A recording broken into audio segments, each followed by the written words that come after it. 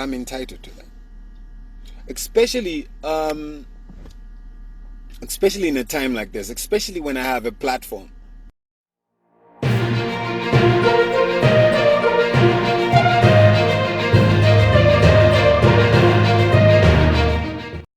Welcome back to my channel. It's your boy Dichest, and if you are here on my channel for the first time, please don't forget to subscribe. Link that bell notification down below so that every time I post a video, you'll be alerted first. And please don't forget to like and comment on my video. So welcome back. It's another day, another dollar. Your boy Dichest is back in the building right now, giving you some good news, giving you some special news, updating you, entertaining you, and also educating you. So guys, thank you for subscribing to get 20,000 subscribers. The video that I have for you for today is that I'll be showing you celebrities reacting to bowman Lusambo's threats to Biflo and chellah of what they were saying about His Excellency President Edgar Chagwa Lungu. I had made the first video, but this is part 2, so I would like to show you celebrities like Macky2, chellah and many more reacting to what bowman Lusambo had said about Biflo and chellah. Watch the video, guys. Now, I am honestly a little, not even a little, I'm really shocked and I'm confused because I was waiting, for example, on Biflo's video, and I watched it, I think, almost about 4 or 5 times. And my understanding is that his video was full of concern on the happenings in the nation and where we are going. Was it an insult? I am still looking for the part where I feel he insulted the nation or the president. But again, we all have different thoughts, opinions about another person's opinions. My concern is the way in which our concerns are being received. And my message is to the minister and the leadership in this country. If we are not permitted to raise concerns, what are we permitted to do? That's all I want to know. What are we allowed to do? Are we allowed to stay quiet? Is that what our right is? Is that what our right is? Am I allowed to share thoughts? Am I allowed to share concerns? And I watched the minister say we're using the wrong platforms. And I beg to differ, sir, because I'm one who actually has liked President Edgar Lungu's Facebook page. And the majority of times I get to know about certain information is via his Facebook platform. Now, he may not actually come to each and every household in Zambia and tell us what his plan is, but there is one platform that he utilizes to share that information, and that is Facebook. And the reason I like that page is because I wanted to know what my president is thinking, what my president is doing. Now, I'm not affiliated to any political party, but I'm a concerned citizen, and I want to know the developments as well as the plans for this country. So for you, Honorable Minister, to tell us to say that we need to find ways in which we need to be talking to the president, I want to believe that there are so many people out there that would love to talk to the president, but let's be honest, it is not possible for the president to see each and every one of us every single day. Not because he doesn't want to, but because we do know that that office is busy.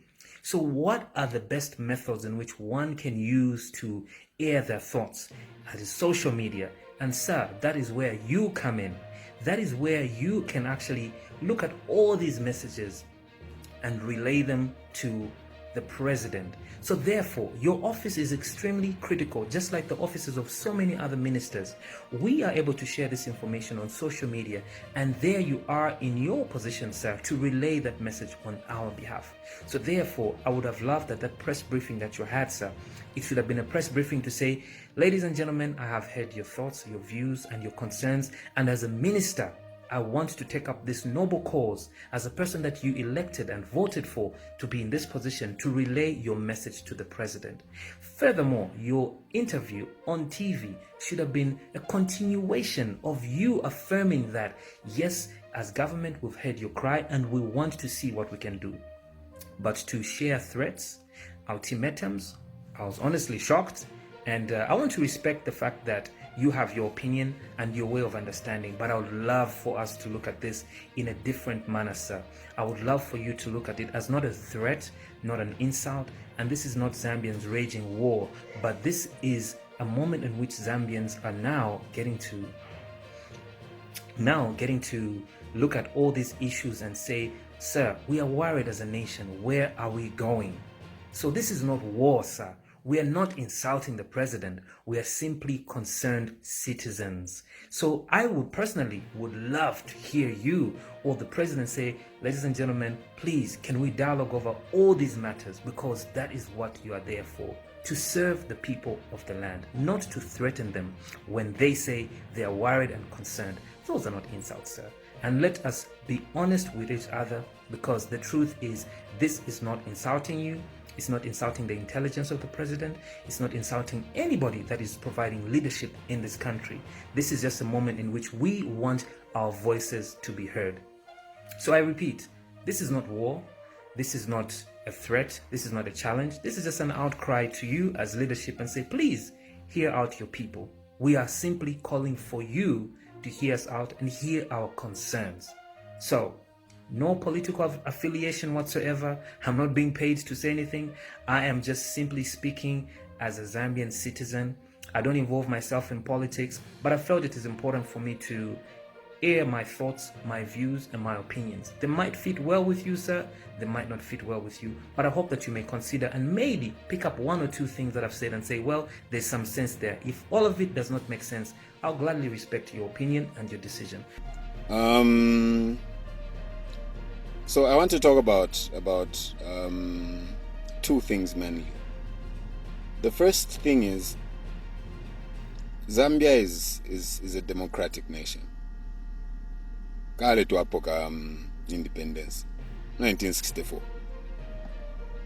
Especially like in this day and age, we should not even have to doubt whether we have freedom of speech. We should not. It should be clear. Before I really talk about that, let me just start by saying I am a musician who's popular in this country, and I understand with great power comes great responsibility. There's just responsibility that comes with that territory. You know what I mean? As musicians, we understand that it's not just entertaining people and making people dance. We have a responsibility to educate, to inform, and to inspire the nation. That's why if you've noticed, like, the music that I've put out the last couple of years, you would tell like there's a huge difference between the music that I used to put out when I just came in and the music that I'm recording now.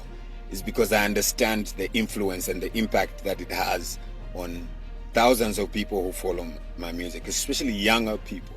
Issues that affect our community and our society, our communities. So, especially that even before all these things, my political affiliation, my religious beliefs, I'm Zambian first.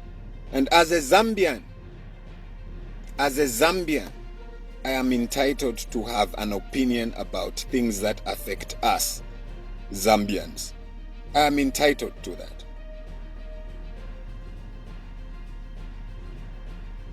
I'm entitled to that. Especially in a time like this, especially when I have a platform. Keeping quiet is me doing a disservice to my people, or to my fans, or to my nation at large. You know, that sort of thing. It's important that I speak up. I go by that style. So, now that that's out of the way, I want to talk about two things. The first thing is that this party that governs this country now was founded by Sata. Sata is someone who inspired me when I was younger, someone who I really looked up to. You know, at some point, those who follow my music, at some point I used to call myself Macky2 Sata Jr. That's how much of an impact that man had on me. His perseverance, his work ethics, he was the action man. And I was inspired by what he did so much that even when he was in opposition, I used to support Sata. I was one of those people who put Sata in my songs. You know? And his party was so good when it was in opposition that it made the government in power better. Like most of those things that you praise Mwanawasa for were as a result of Sata putting pressure on him. You know? So, I would want to believe that even this president, like our sitting president, will accept criticism, you know, that sort of thing. In fact, criticism is good because you won't learn anything from, you know, like a compliment. So it's nice that people are stepping forward, that people are speaking up, that people are standing up, especially young people. You know, Zambia is a young nation, you know what I mean? Like 4.8 million Zambians are between the age of 15 and 35. Did you know that? 4.8 million Zambians are between the ages of 15 and 35. We have the numbers. Young people are always told like, Imiti Kula Mpanga, we are the future leaders. Your time is now. Most of these people who, I said that before, most of these people who are in government now, or most of these people who are making decisions now, 30 years down the line, they won't even be here. You are the ones who need to make sure we have like a secure future. We need to speak up. Applaud you guys. Just make sure you are doing it rightly. Make sure you have the right information even before you start talking about a specific subject. Make sure you are doing it respectfully, not too late to kanensere. And yeah, there's no problem. We have the freedom of speech. You know what I mean? Of our country. We need people of integrity, morality. That's what we need to be. So, I want to applaud my brother Biflo for the job well done. You know, let's keep talking, let's keep speaking, because you and I, we are Zambians. You and I are Zambians. And we only have one Zambia. We only have this country to defend. If we don't defend this country, there is nowhere we cannot live like foreigners in our own country. Our Zambia. That's why you and I have to fight. We are from Zambia. Chimambwe Bemba ine na iwe we are Zambia. We are Zambians. So you and I have got one thing in common: fighting for a Zambia to be better for our future generation. What we are doing, it's also for future generations. What we are doing is speaking for our brothers and sisters out there who have no voices, who cannot speak. We have to speak for our people. Okay? So, Zambia is for us all, for everyone. Now, today I want to address the issue of prices, fuel, you know, and those